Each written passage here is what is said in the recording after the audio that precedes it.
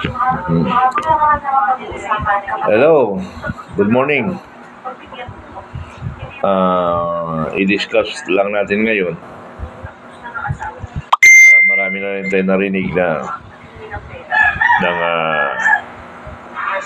balita patungkol sa Pangulong Marcos na gustong makipagbati sa maraming kadahilanan na naramdaman niya na ang kanyang mga kapanalig sa Senado ay iniiwan na siya. At ang taong bayan ay nabawasan na ang respeto sa mga Marcos. So kung ganun man mangyari, yung taong bayan na mismo ang ayaw. Taong bayan mismo ang ayaw na sa mga Marcoses. Ayaw na nila makipagbati. Kung ang mahal rin natin ang bayan natin, reconciliation, pwede. Pero with limit. With limit. With limit tayo. Marami na kasing hindi maganda ang ginagawa ng Marcos administration.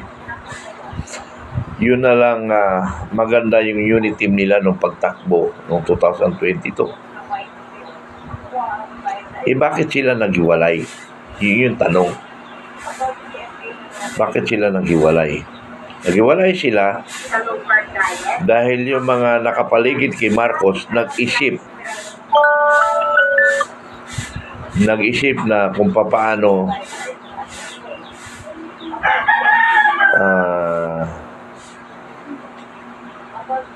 manatili sa katungkulan. Manatili sa katungkulan. Gusto nila by 2028 either ang gustong pumasok dyan is si Romualdez. Ginogroom nila si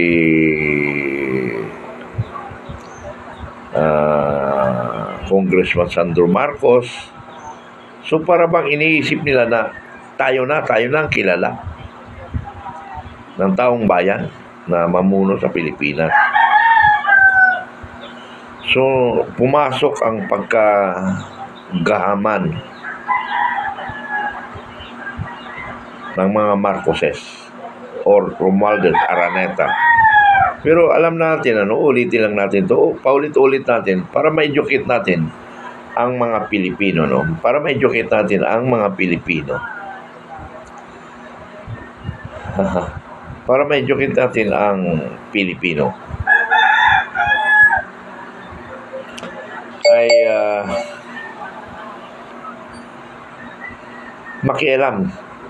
makialam dapat ang Pilipino na ang mga Marcoses or Marcoses, Araneta, Romualdez, iwala na natin sa limelight yan, iwala na natin. Dahil mayroon ng mga basihan nung panahon ng dekada 70, ang mga Marcos, Romualdez, Araneta ang nag-i-exist na pangalan noon na apelyido. Ngayon, iyan na naman nag-i-exist. Noon ang kapanahonan ng Marcos Sr., ang taong bayan, maraming may respeto at mayroon ring ayaw. It's because of education of the Communist Party of the Philippines and the opposition. So, malakas noon because of agitation of Partido Komunista. Malakas ito, magaling sila dito Kasi dito nila ginagamit ang mga nakukuha ng pera sa taong bayan at sa gobyerno. Dito nila ginagamit sa mga nag-agitate na Pilipino na magalit sa bansang Pilipinas o meaning sa ating gobyerno. Yun yung point dyan. So, magaling sila ang Partido Komunista sa kanyang agitation. I-arouse nila ang damdamin ng taong bayan. I-arouse nila ang damdamin ng taong bayan para magalit ang taong bayan sa kasalukuyan sa gobyerno ni Marcos Sr. Kaya nga nangyari ang EDSA 1. Pero sa aking opinion ko ito sa aking opinion, yung Marcos Sr. sa aking pagkapaniwala at saka pag-obserba, marami nagawa ang Marcos ang Sr. Na kung ano man sinasabi, that is the education of the Communist Party of the Philippines, na masama ang Marcos. It's because of education. Now, in this situation, hindi kakampi natin ang Partido Komunista. Kung hindi kaaway pa ng taong bayan ang Partido Komunista. Mga kabagang dyan sa mga barangay, sa mga interior barangay, sa mga interior barangay, hindi natin kakampi ang Partido Komunista ngayon. Dati kakampi natin. Ngayon hindi na. Kakampi na sila ng gobyerno. Paano yun? Akala ko ang Communist Party of the Philippines o the NPA galit sa mga tiwali, galit sa abusado, galit sa hindi na i-deliver ang basic services sa taong bayan. Bakit ngayon kakampi ng administrasyon? Kakampi. Ang hindi na sila siguro maaari magkakampi dahil yung sundalo at saka police sundalo at saka NPA, because they are issued by firearms, may armado sila they are armed, so yung pagka-armado nila, yung pinaka-armado nila, siyempre normal, alangan naman yung armas sa armas pag nagsalubong sa kagitnaan ng kabundukan, mag-a-appear yun sila, mag-a-appear sila. Hindi, magbabarilan yun sila. Kaya yun ang masaklap doon, mga kaibigan, yun ang masaklap kung magbabarilan sila. Kasi para sila armado. So yun lang ang pinagkaiba, mga kaibigan.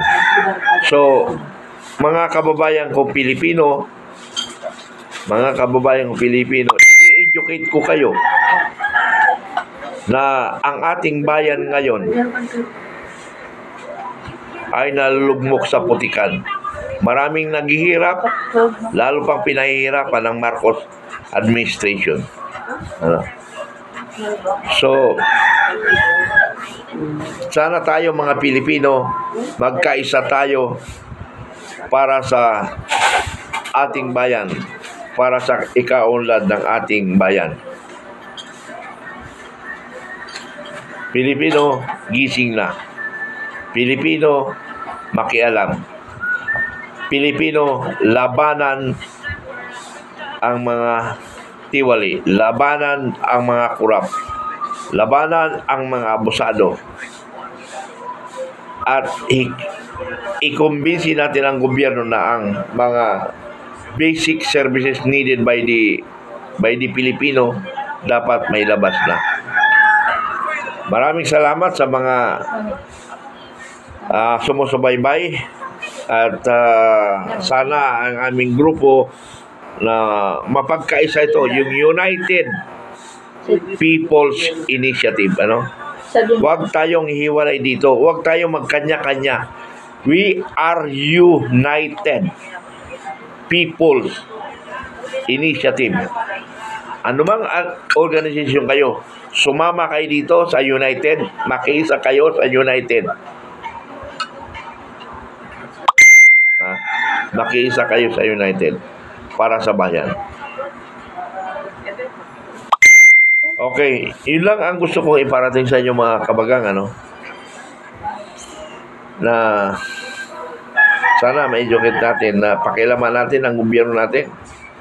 Kaya nga tinuro ko strategiya ngayon sa United People's Initiative.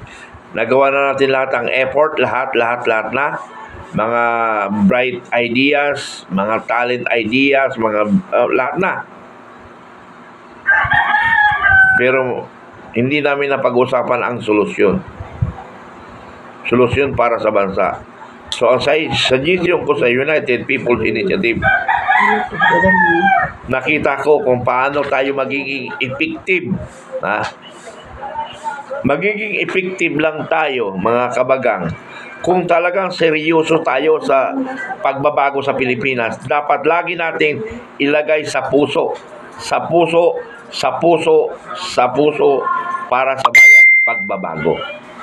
Na kung ang statement lang natin ay puro legal, puro labasan ng talino, galing talino, ano lahat yan, hindi yan uubra.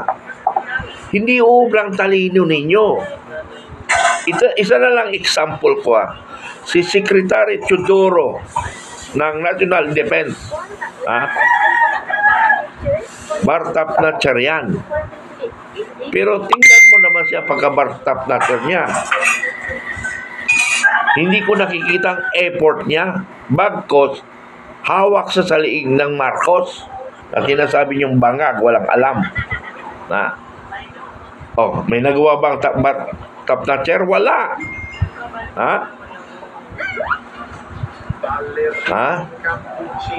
So, ano bang legal means ninyo? No effect yan. The way we will solve our problem within this administration, lahat ng effort natin ginawa, talino, mass action, wala. Dalawa lang ang sinasuggest ko ngayon. Una,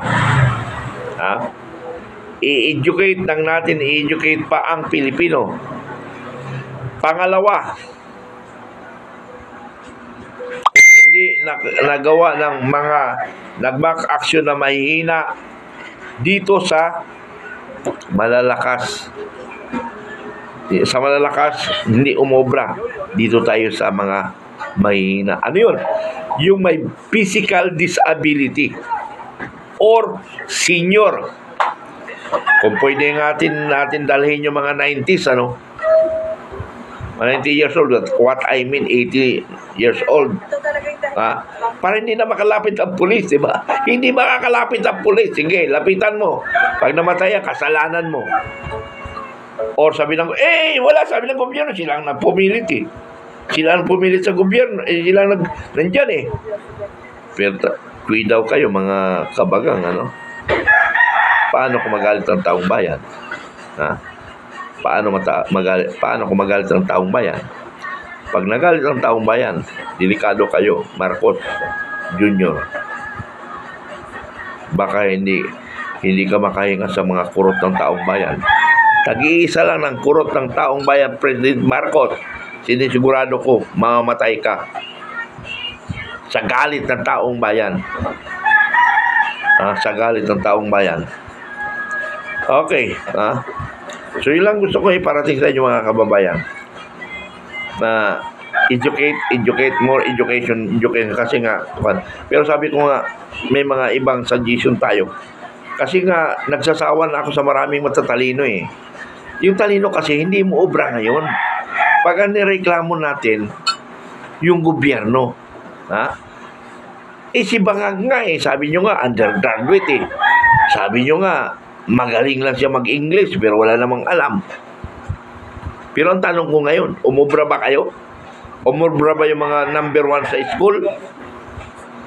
Mga valedictorian, salutatorian, or cum laude, sa magna cum laude, may nagawa ba? Wala. Walang nagawa sa Bangag, di ba? Kaya ako, ayaw ko ng patalinuhan. Ang gusto ko, action. Because lahat naman siguro professional, may alam yan kung anong gagawin. Maraming nga presidente ng Pilipinas maraming presidente sa buong mundo na hindi marunong mag-English, pero bakit nagiging pangulo? Si President Marcos ngayon, si Bangag, ang galing mag-English, pero wala namang alam. Pero hindi naman kailangan ng alam Marami kang kabinete, marami kang advisor, nandoon ka kukuha. Ang importante dito sa bansang Pilipinas ay leadership. Pamunuan, yun ang pinakamalaga.